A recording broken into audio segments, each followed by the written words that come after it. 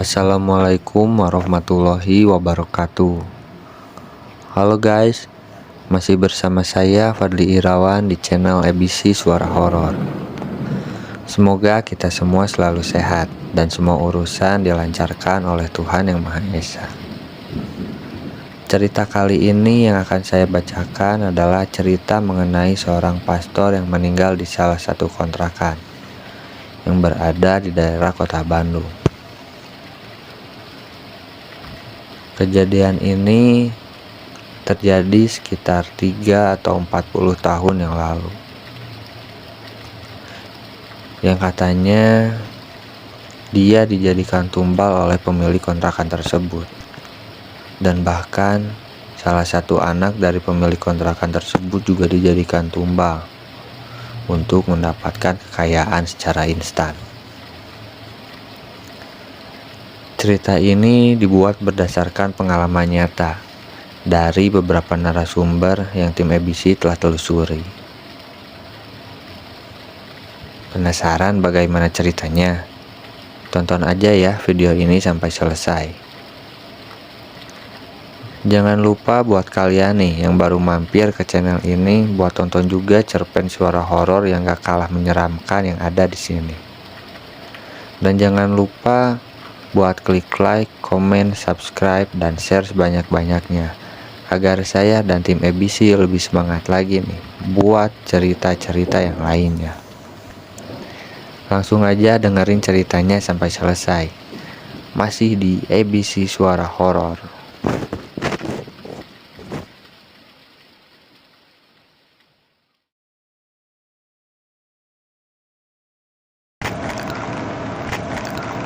Namaku Asep. Aku tinggal di salah satu daerah di pusat kota Bandung. Aku bekerja sebagai security di salah satu bank swasta di dekat tempat tinggalku. Karena tuntutan pekerjaan, aku sudah terbiasa pergi atau pulang kerja pada malam hari. Aku sering mendengar dari tetangga atau teman, bahkan saudara-saudaraku, bahwa di dekat rumahku suka ada penampakan dan makhluk-makhluk gaib yang menyerupai binatang.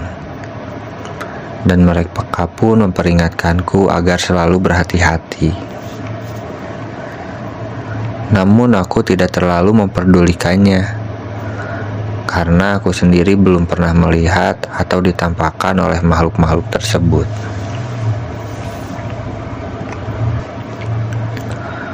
Waktu itu, aku mendapatkan giliran off kerja pada hari Kamis.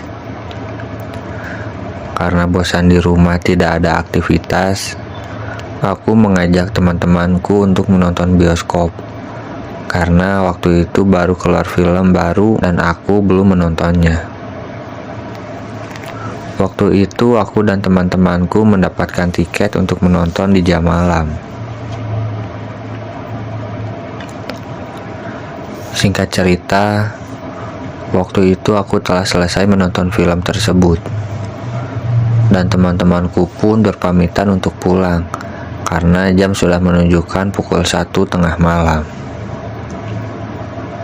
Aku pun pulang ke rumahku. Setelah masuk ke gapura daerah rumahku, terlihat suasana sangat sepi.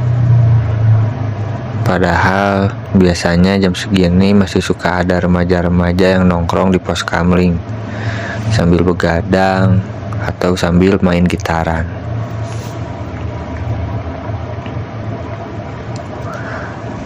Karena sudah terbiasa pulang malam, aku tidak takut dan terpikirkan akan bertemu sosok-sosok makhluk gaib. Waktu sudah di belokan terakhir menuju rumah, dari jauh aku melihat ada binatang yang keluar dari gang kecil di depan rumahku. Binatang tersebut berjalan ke arah ujung gang, yang hanya ada satu belokan kemudian buntu. Dan hanya ada satu rumah di sana. Binatang itu seperti seekor babi. Namun bila dilihat-lihat seperti anjing, atau bahkan sebaliknya. Sebenarnya aku sedikit takut melihatnya, tapi karena penasaran, setelah aku memarkirkan motorku di depan rumah, aku mengejarnya ke gang buntu itu sambil membawa sebuah kayu yang tidak terlalu besar, karena aku takut itu adalah binatang liar yang bisa saja merusak rumah warga di sekitar sini.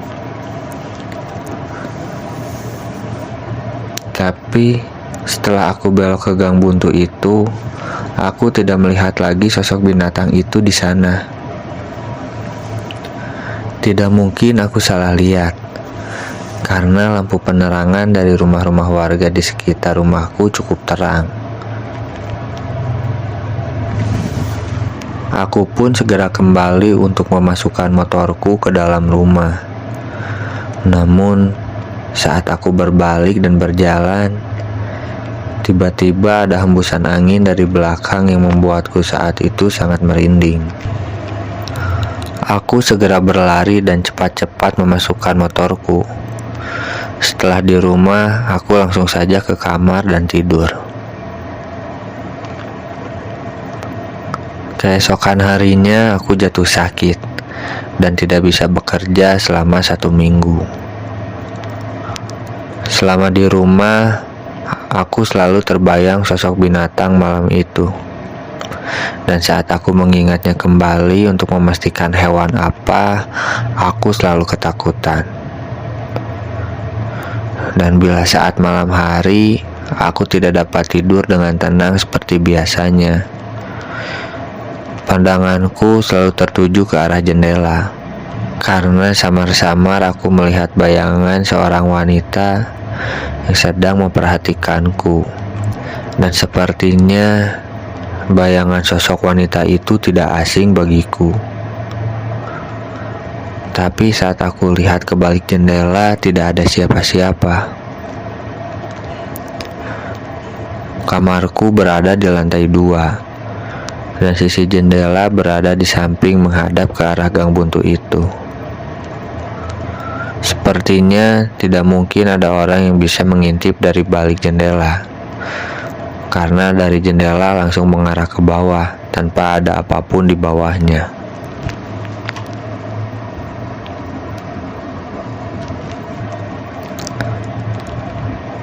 Kakek datang menengokku karena mendengar kabar dari bapak bahwa aku sakit setelah melihat sosok binatang itu. Kakekku adalah penduduk asli di sekitar sini, dan kakekku adalah salah satu sesepuh di sini. Aku menceritakan semuanya kepada kakek, mulai dari awal aku pulang main dan melihat binatang itu, sampai sosok bayangan wanita yang ada di balik jendela saat malam hari. Saat aku mencoba mendeskripsikan sosok-sosok itu, kakek sepertinya sudah tahu apa yang telah aku lihat. Kakek lalu bercerita bahwa dulu di sekitar rumah ini masih kosong, dan gang buntu di sana juga tidak ada, tapi hanya menyisakan jalan kecil saja untuk berjalan. Kalau sekarang susah untuk dilalui motor. Gang itu ditutup atau dibuat buntu oleh pemilik rumah di ujung situ. Sekaligus dia adalah pemilik kontrakan sekarang di samping rumahku. Sebut saja dia Pak Kino. Memang dia meminta izin dulu ke warga dan pengurus tempat, dan lalu diizinkan, karena memang gang kecil itu jarang dilalui sejak dulu. Samping rumahku pun dulu belum ada rumah, namun masih berupa kebun pisang milik salah satu warga di sini. Awalnya aku biasa saja saat mendengarkan kakek mendeskripsikan keadaan sekitar pada zaman dulu. Namun cerita kakek sekarang lebih menceritakan ke si pemilik kontrakan tersebut di sebelah rumahku ini. yang mana cerita ini membuatku menjadi ketakutan. Pada zaman dulu, pemilik kontrakan ini hanyalah seorang warga biasa. Ia tinggal di gubuk di kebun pisang samping rumahku. Kebun pisang ini bukan miliknya. Ia hanya numpang tinggal di sana dan dipercayai untuk mengurus kebun itu oleh pemiliknya. Ia tinggal bersama istri dan beberapa anaknya. Namun pada suatu hari, warga sekitar tidak melihat salah satu anak perempuan dan istrinya Pak Kino dalam beberapa hari ini.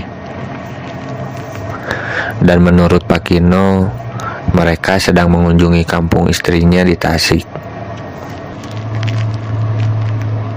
Selang beberapa hari, tak lama istri dan anak Pak Kino kembali. Namun, keesokan harinya pada saat malam hari, mulai ada warga yang mengeluh karena uangnya hilang di dalam rumah, namun hanya sebagiannya.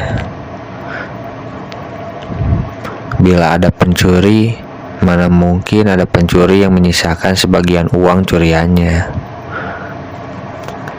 Dan semakin kesini pun, semakin banyak warga yang mengeluh dengan kejadian yang sama. Bahkan kejadian ini juga banyak dialami oleh warga di kampung seberang. Waktu itu, menurut salah seorang hansip, dia sempat melihat seekor babi yang mirip anjing dan atau sebaliknya. Dia mengejar binatang itu, dan binatang itu lari ke arah kebun pisang dan lalu menghilang setelah melewati sebuah patok kayu. Di dekat kebun pisang terdapat patok kayu kecil ditancapkan di tanah. Padahal sebelumnya tidak pernah ada patok kayu di sini. Warga tidak menaruh curiga kepada Pak Kino karena mungkin dia menggunakannya sebagai batas untuk kebun pisang yang ia jaga. Keesokan harinya hansip itu jatuh sakit, dan saat warga menjenguknya, hansip itu menceritakan kejadian semalam, dan dia mencurigai sebagai binatang jadi-jadian atau mungkin babi ngepet, karena memang sedang maraknya warga yang kehilangan uangnya. Setelah di sekitar sini heboh dengan adanya binatang jadi-jadian yang dilihat oleh hansip, keesokan harinya tidak ada lagi warga yang mengeluh uangnya hilang secara tiba-tiba. Namun ada yang aneh, karena Pak Kino tiba-tiba membeli kebun pisang itu dari pemiliknya. Sempat ada beberapa warga yang curiga bahwa Pak Kino melakukan hal syirik untuk mendapatkan kekayaan secara instan. Namun, ada beberapa warga juga yang membantahnya dan tidak mempercayainya. Karena mungkin saja istri Pak Kino mendapatkan warisan, karena kan dia baru pulang dari kampung halamannya bersama anaknya itu. Kehidupan keluarga Pak Kino terlihat lebih maju sekarang. Ia membuka sebuah warung kelontong di rumahnya. Dan kini gubuk itu sudah dibuat berubah menjadi sebuah rumah dan lebih luas karena sebagian lahan kebun pisang dijadikan rumahnya juga. Dan sisanya dijadikan kontrakan dengan tembok yang masih menyatu dengan rumah Pak Kino. Rumah Pak Kino tidak full dibangun menggunakan tembok, namun hanya setengah ke bawah saja, dan bagian setengah ke atas masih menggunakan bilik atau anyaman bambu. Pak Kino mengontrakkan rumahnya dengan harga yang sangat murah dan tidak sulit untuk mendapatkan peminat. Waktu itu ada keluarga yang mengontrak di samping rumah Pak Kino. Keluarga tersebut hanya terdiri dari suami dan istrinya saja. Mereka adalah pendatang dari luar daerah, dan sang suami adalah seorang pendeta di salah satu gereja yang lokasinya tidak jauh dari sini. Singkat cerita, setelah 1 minggu keluarga itu mengontrak, pendeta itu meninggal di rumah kontrakan tersebut. Tidak diketahui apa penyebabnya, karena menurut warga yang bertanya kepada istrinya bahwa sang suami tidak sedang dalam kondisi sakit. Ia hanya terus menangis karena ditinggal oleh suaminya. Namun ada yang aneh. Di hari yang sama setelah suaminya dikuburkan, dia langsung pergi dari kontrakan itu tanpa alasan yang jelas. Bahkan saat Pak Kino mengembalikan uang kontrakannya kembali, dia menolaknya. Padahal dia sudah membayarnya untuk menyewa 1 tahun. Dan dia hanya menempati rumah kontrakan itu 1 minggu. Atau sampai suaminya meninggal. Cukup aneh dengan keadaan ekonomi Pak Kino sekarang. Karena ia langsung merenovasi kembali rumahnya dan rumah kontrakannya menjadi full bangunan tembok dan ditingkatkan menjadi 2 lantai. Juga sekarang Pak Kino membeli rumah yang ada di depannya. Rumah tersebut hanya terhalang oleh gang kecil yang jarang dilalui oleh warga karena sempit. Singkat cerita, gang kecil itu sudah ditutup oleh Pak Kino, dan patok kayu yang dulunya kecil sekarang menjadi lebih tinggi.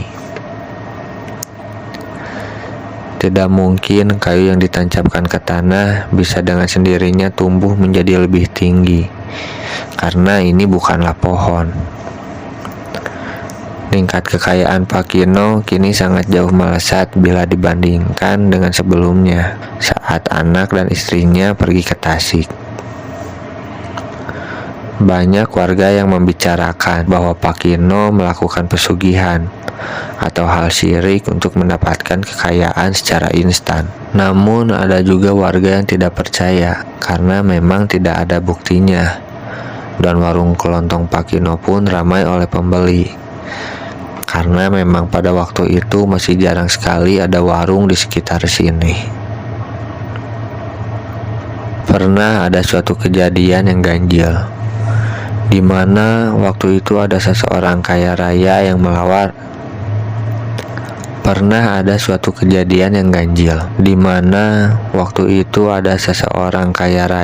yang melamar anak perempuan Pak Kino.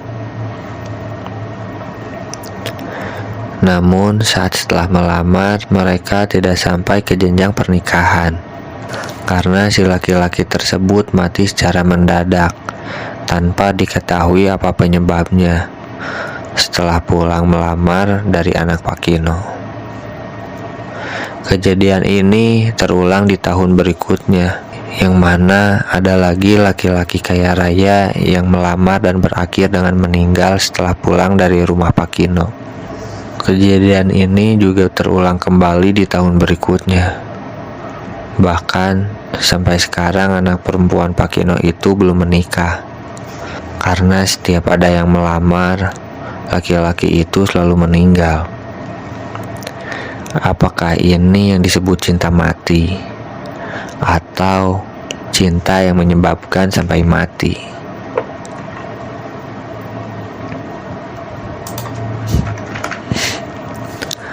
Kejadian ini selalu sampai di telinga warga sekitar dan pastinya menimbulkan kecurigaan. Tapi kini warung kelontong Pak Kino semakin hari semakin sepi pembeli. Warga lebih memilih belanja di warung lain, walaupun jaraknya cukup jauh. Tapi sepinya pembeli tidak dapat merubah nasib Pak Kino saat itu. Malahan keluarganya malah terlihat hidup lebih mewah. Juga ditambah ia membeli beberapa rumah warga di sekitar sini. Singkat cerita, waktu itu ada seorang warga yang sedang sakit. Dia adalah teman dari pastor yang waktu meninggal di rumah kontrakan Pak Kino. Dan istri pendeta itu datang untuk menjenguk warga yang sakit tersebut. Waktu menjenguk, istri pendeta itu bercerita mengenai kematian suaminya beberapa tahun lalu, bahwa pada saat itu adalah hari Kamis malam Jumat. Dari bilik yang bersebelahan dengan bilik rumah Pak Kino, muncul sosok makhluk yang menembus bilik itu.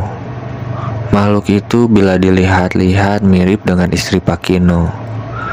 Namun setengah badannya ke bawah bukanlah kaki, melainkan tubuh ular dan ekornya yang besar dan panjang.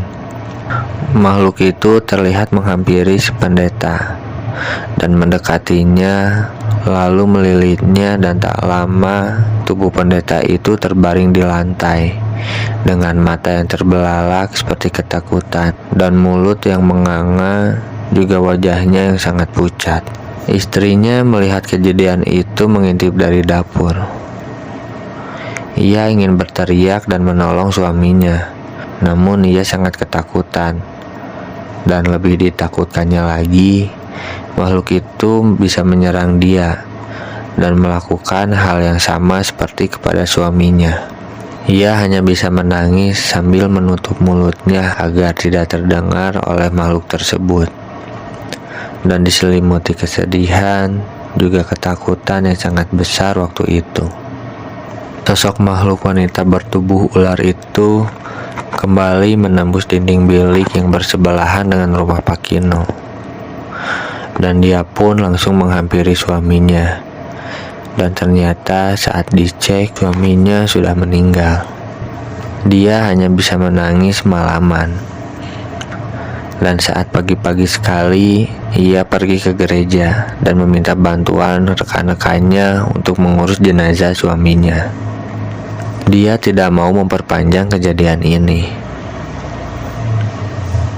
karena takut dapat menjadi korban berikutnya dari makhluk tersebut. Makanya ia memilih pergi dari kontrakan itu, yang mana baru ia huni selama 1 minggu. Dan ia pun mengikhlaskan kepergian suaminya. Cukup banyak kejadian seram yang diceritakan oleh kakek, dan aku pun semakin takut. Hingga malam pun tiba. Tapi kali ini tidak ada sosok bayangan lagi dari balik jendela.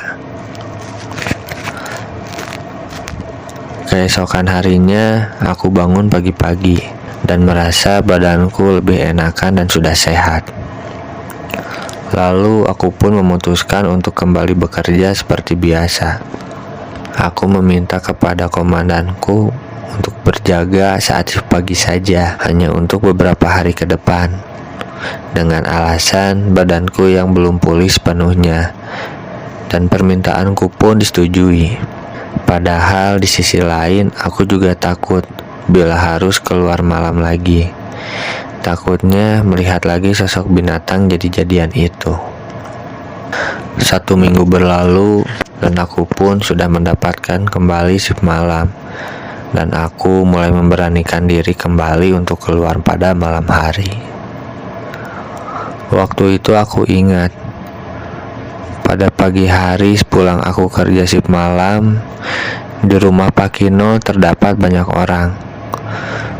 Katanya istri Pak Kino tidak sadarkan diri dari semalam. Ia dilarikan ke rumah sakit. Menurut kakekku yang ikut mengantar ke rumah sakit, ia langsung dilarikan ke ruang intensif. Bila dilihat dari alat-alat dan secara medis, istri Pak Kino masihlah hidup.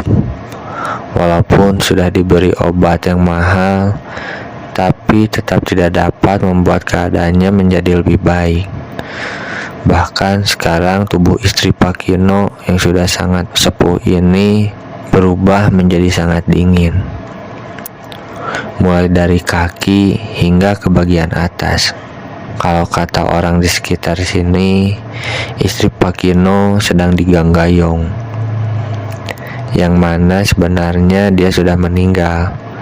Namun ruhnya tidak bisa lepas dari jasadnya karena ada suatu perjanjian atau suatu hal yang bersangkutan dengan makhluk gaib yang belum selesai. Karena tak tega melihat keadaan seperti ini, anak laki-laki Pak Kino yang merupakan anak bungsunya meminta tolong kepada seorang ustadz untuk membantu mengurus istri Pak Kino. Namun semua orang tidak bisa melihatnya. Di ruangan itu hanya ada dokter, perawat, keluarga inti, dan ustadz tersebut. Cukup lama mereka di dalam tanpa terdengar suara apapun dari luar. Dan tiba-tiba pintu pun terbuka dan Pak Ustadz memberikan informasi bahwa istri Pak Kino sekarang sudah meninggal dunia. Kini terdengar tangisan-tangisan dari keluarga Pak Kino di dalam ruangan. Singkat cerita, setelah kematian istri Pak Kino, dia jatuh sakit cukup parah, hingga sering bolak-balik dilarikan ke rumah sakit.